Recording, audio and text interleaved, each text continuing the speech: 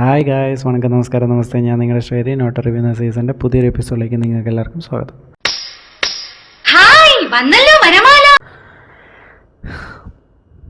Starting with കുറേ ഞാൻ എപ്പോഴും പറയുന്ന പോലെ മുടന്ന ന്യായങ്ങൾ കൊണ്ടാണ് ഞാൻ സ്റ്റാർട്ട് ചെയ്യാൻ പോകുന്നത്.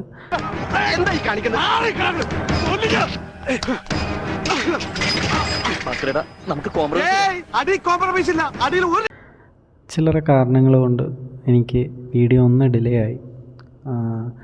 അപ്പോൾ ഇനി തൊട്ട് എനിക്ക് തോന്നുന്നു വീഡിയോ സ്ഥിരമായിട്ടിടാൻ ഞാൻ മാക്സിമം ട്രൈ ചെയ്യാം. So anyway, moving to video.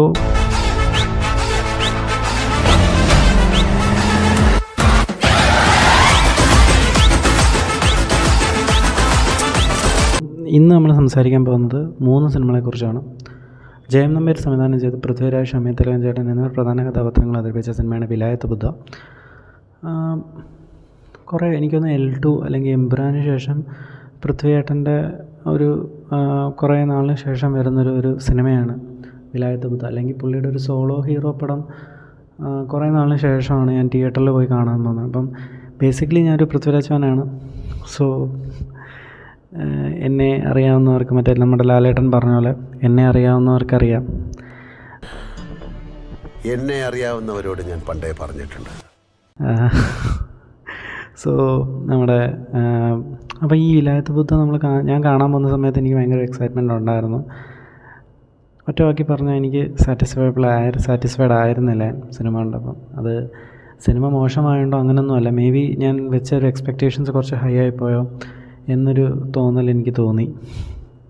എന്തായാലും സിനിമ സംസാരിക്കുന്നത് ആസ് പെർ ദേ സജസ്റ്റഡ് ഒരു ഈഗോ ക്ലാഷ് സംബന്ധമായിട്ട് തന്നെയാണ് സിനിമ സംസാരിക്കുന്നത്. പക്ഷേ ആ ഈഗോ ക്ലാഷ് സ്റ്റാർട്ട് ചെയ്യുന്നത് സിനിമയുടെ സെക്കൻഡ് ഹാഫിലും. അത് എന്തുകൊണ്ടാണ് ഒരു ഈഗോ ക്ലാഷ് ആവുന്നതിനുള്ള ആ ഒരു പ്ലോട്ടാണ് ഫസ്റ്റ് ഹാഫിൽ സെറ്റപ്പ് ചെയ്ത് വയ്ക്കുന്നത്.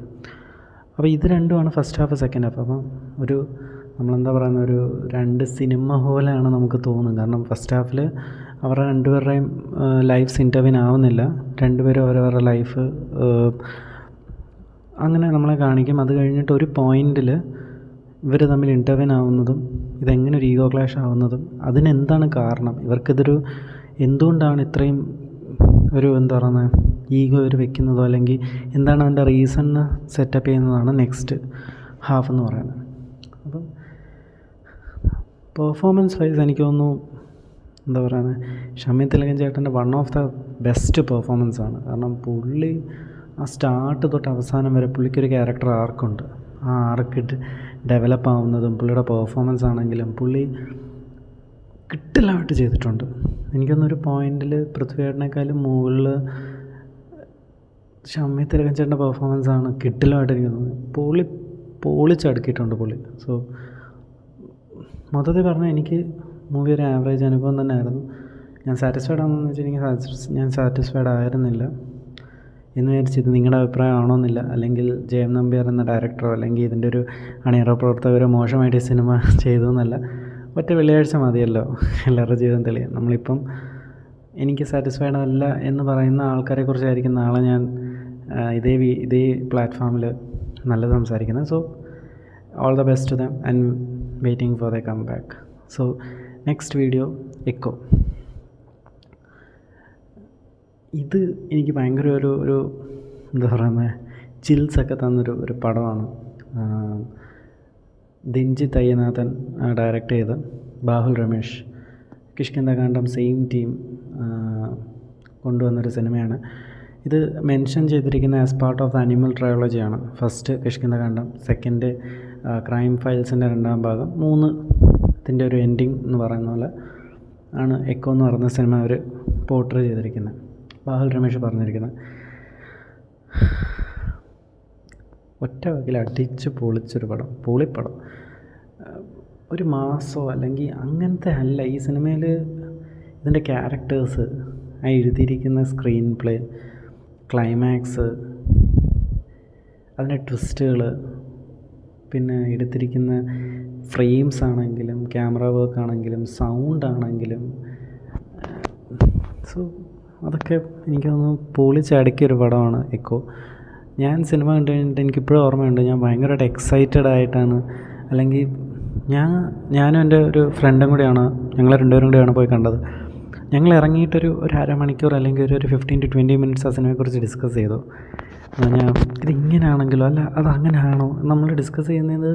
എനിക്ക് തോന്നുന്നു സിനിമയുടെ ഒരു വിജയം തന്നെയാണ്. കാരണം നമ്മൾ ആ സിനിമ ഇത്രയും നമ്മളെ സിനിമയിൽ പിടിച്ചിരുത്തിയിട്ട് നമ്മളെ പെട്ടെന്ന് റിലീസ് ചെയ്ത് വിടുമ്പോൾ നമുക്ക് ഒരുപാട് കാര്യങ്ങൾ, അത് ഡൗട്ട്സ് അല്ല, അത് എക്സൈറ്റ്മെൻ്റ് ആണ്, ഒരു ക്യൂരിയോസിറ്റിയാണ്. ഇതാ ഇങ്ങനെ ആയിരുന്നോ, ആ കാണിച്ചത് ഇങ്ങനെ റിലേറ്റ് ചെയ്യാൻ പറ്റുമോ എന്നൊക്കെ പറഞ്ഞ് ഒരു സ്പൂൺ ഫീഡിങ് ഒന്നുമില്ലാതെ അത്യാവശ്യം നല്ല രീതിയിൽ കാഴ്ചവെച്ചൊരു സിനിമയാണ്. ഇതിലിപ്പോൾ പെർഫോമൻസസ് ആണെങ്കിലും സന്ദീപ് പ്രദീപ് ആണെങ്കിലും അതിൽ മ്ലാതി ചേട്ടത്തിൽ നിന്ന് അവതരിപ്പിക്കുന്ന ഒരു ക്യാരക്ടറാണ്.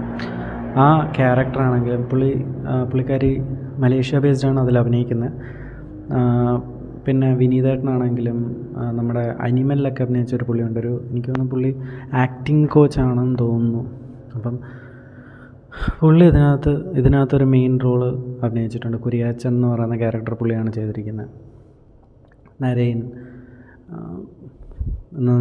നമ്മുടെ അശോകൻ ചേട്ടൻ, എല്ലാ ക്യാരക്ടേഴ്സിനും ആ ഒരു പാർട്ട് ഓഫ് ദ ഷെയ്ഡ്, അത് ഒരു ഗ്രേ എന്നാൽ വൈറ്റല്ല, ആരും വൈറ്റല്ല, ഗ്രേ ഷെയ്ഡ് കൊടുത്തിട്ട് നല്ല രീതിയിൽ പടം ചെയ്തു വെച്ചിട്ടുണ്ട്, കിടിലമായിട്ട് ചെയ്തിട്ടുണ്ട്. എനിക്ക് ഭയങ്കരമായിട്ട് ഇഷ്ടപ്പെട്ടു.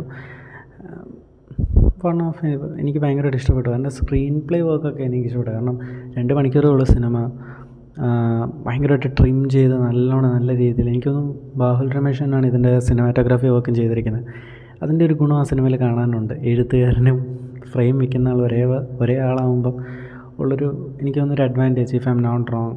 ഭയങ്കര എന്താണ് ഫ്രെയിമിൽ കാണിക്കേണ്ടത്, അല്ലെങ്കിൽ അത് എങ്ങനെ കാണിക്കണം, എങ്ങനെ കാണിച്ച് എഫക്റ്റീവ് ആവുമെന്ന് ആ എഴുതിയ ആൾക്ക് ചിലപ്പോൾ മനസ്സിലാവുമായിരിക്കും. അതുകൊണ്ടായിരിക്കണം എനിക്ക് ഭയങ്കര ഇഷ്ടപ്പെട്ട cinema. Do watch in theatres. If you have didn't then please do watch in theatres. Because ഇപ്പം ഞാൻ ചെന്നൈയിലാണ് കണ്ടത്. ഞാൻ കാണുന്ന സമയത്ത് എനിക്കിപ്പോഴും ഓർമ്മയുണ്ട്, എൻ്റെ ഓൾമോസ്റ്റ് സറൗണ്ടിങ്ങിൽ ഉള്ള PVR ആണെങ്കിലും സിനിപോളിസ് ആണെങ്കിലും എല്ലാം രാത്രി ഒരു ഷോ മാത്രമേ ഉണ്ടായിരുന്നുള്ളൂ. ഇന്ന് നോക്കുമ്പം എല്ലായിടത്തും 5 ഷോ വീതം ആ സിനിമ കളിക്കുന്നുണ്ട്. So it's not a normal movie. Do watch in theatres. Don't wait for it to come on OTT. So do watch in theatres and don't miss it. So മൂന്നാമത്തെ സിനിമ ഇതിൽ എത്ര പേര് കണ്ടിട്ടുണ്ട് എന്ന് എനിക്കറിയില്ല. Zootopia 2, Nicholas Wilde and Judy Hopps. അവരുടെ artist dub ചെയ്തിരിക്കുന്ന അല്ലെങ്കിൽ അതിന് പെർഫോം ചെയ്തിരിക്കുന്ന ആർട്ടിസ്റ്റിൻ്റെ പേര് എനിക്കറിയില്ല. ഞാൻ നോക്കിയത് പക്ഷേ മറന്നുപോയി. സോ അവർ രണ്ടുപേരും സുട്ടോപ്പിയ 1 എവിടെ നിർത്തുന്നോ അവിടുന്ന് അതിൻ്റെ ഒരു ബാക്കി പത്രമായിട്ടാണ് സിനിമ സ്റ്റാർട്ട് ചെയ്യുന്നത്. നല്ലൊരു അനിമേറ്റഡ് എൻഗേജിങ് എൻ്റർടൈനർ, അല്ലെങ്കിൽ ഒരു ഭയങ്കര രസമായിട്ട് കണ്ടിരിക്കാൻ പറ്റുന്ന ഒരു എൻ്റർടൈനർ. 3D ആണ്. അപ്പം if you have A kid, ഒരു ഫാമിലി ആയിട്ട് പോയി ഒരു കുഞ്ഞിനെയൊക്കെ കൊണ്ടുപോയിട്ട് നമുക്ക് നല്ല രീതിയിൽ അവർ എൻജോയ് ചെയ്യും. നിങ്ങൾക്കും എൻജോയ് ചെയ്യാൻ പറ്റുന്നൊരു സിനിമയാണ് സുട്ടോപ്പിയ 2. ഏകദേശം 2 മണിക്കൂർ സംതിങ്ങേ ഉള്ളൂ സിനിമ. സോ തീർച്ചയായിട്ടും ഇഷ്ടപ്പെടും. നല്ല രീതിയിൽ നല്ലൊരു വാച്ചാണ്. അത്യാവശ്യമല്ല, നല്ല ഹ്യൂമറും നല്ല അനിമേറ്റഡ് വർക്ക് ആണെങ്കിലും നല്ല പെർഫോമൻസ് ആണെങ്കിലും ആ ഒരു സ്റ്റോറി പ്ലോട്ട് ആണെങ്കിലും. Zootopia was famous for an entertainer and a mystery. അതേ സംഭവം തന്നെയാണ് ഇതിനകത്തൊരു മിസ്റ്ററി ഉണ്ട്. ആ മിസ്റ്ററിയിൽ അവർ രണ്ടുപേരും എംബാർക്ക് ചെയ്യുന്നതും അത് അവർ കണ്ടുപിടിക്കുന്നതും അതിനെന്താണ് അതിൻ്റെ കാരണം എന്നൊക്കെ കണ്ടുപിടിക്കുന്ന ഒരു രസമുള്ളൊരു സാധനമാണ്. So please do watch in theatres. So അത്രേ ഉള്ളൂ ഇന്നത്തെ വീഡിയോ. അടുത്ത വീഡിയോ ആയിട്ട് കാണുന്നവരെ ബൈ.